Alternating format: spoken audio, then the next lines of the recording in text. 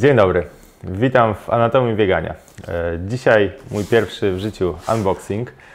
Domyślam się mniej więcej co tam może być, ale nie mam pewności, więc cieszę się jak małe dziecko na urodziny.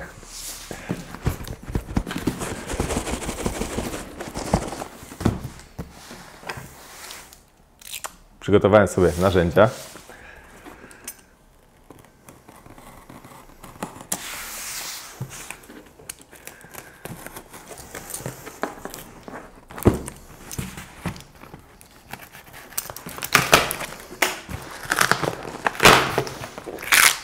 O, z hukiem, tak lubię.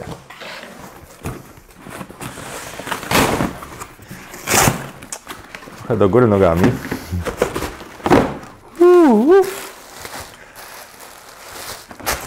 Co tu mamy?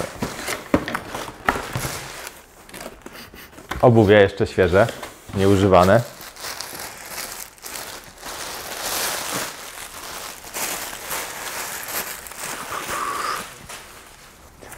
Dostałem do recenzji tę oto bluzkę biegową z długim rękawem i kapturem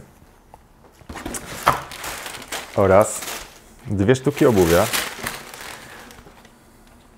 Nike Zoom. Potestuję przez wiele kilometrów, a następnie przygotuję dla Was recenzję. Dziękuję. Sprawdzimy, czy pasuje rozmiar. Ok, tutaj będzie.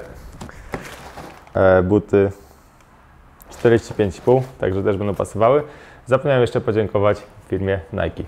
Dziękuję.